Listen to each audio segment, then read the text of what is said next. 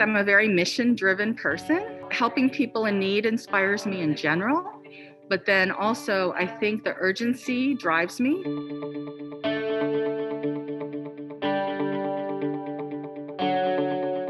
In the spring, of course, of 2020, with COVID starting to escalate and Massachusetts really being hit hard, I was a part of a consortium called the Academic Health Department, and some of the administration at the School of Public Health brought me into it because I think with my background in emergency response, that played a role. I had gotten in touch with Ann Becker, who's the public health director for the university, and said that we had this great contact tracing program with student volunteers at the state. And in my role as the internship director, I wanted to talk to her about utilizing our public health students to help facilitate contact tracing on the university. We had the experience, we had the scripts. We already knew, what kind of things worked, didn't work.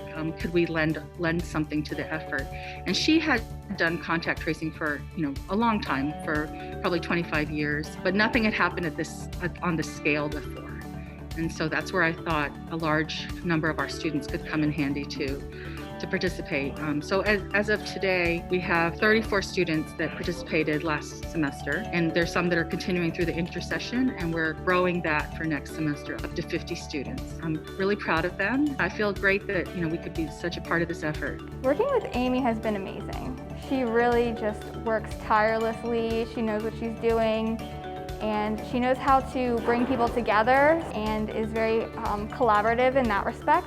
So it's always better to work together with team members, and so she's really good at that. Her role here is multifaceted. She's a mentor, she's a leader, and she's a role model. Specifically, she was the cornerstone of the entire contact tracing operation here on campus.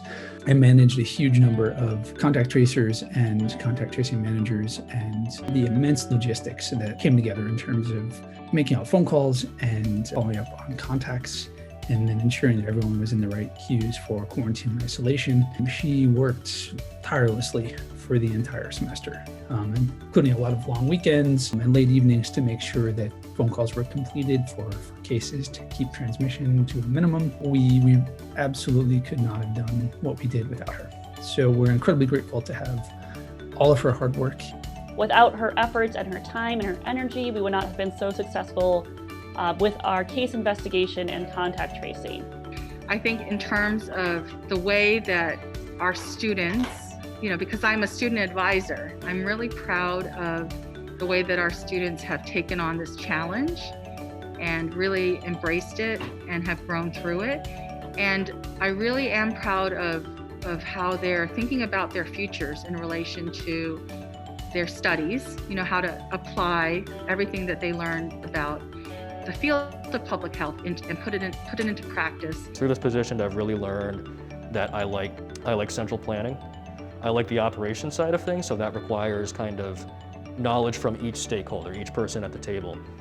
What are they basing their stuff off of? What are their principles? How can we distill that into one thing? I can certainly see a career in something involving program design, evaluation, as well as crisis management. I think I've really found a niche in that as well. For the spring 2021 semester, I will be taking over for Aimee as the manager of the contact tracing team at the Public Health Promotion Center.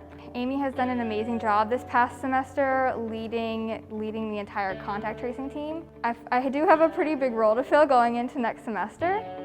So that's exciting, but also a bit challenging. I'm really just proud of the students and their growth through the semester. When I think back to August, late August when we started, to now, it's just the team has just gotten so much tighter, more professional, more just effective. It's been just a pleasure to watch them.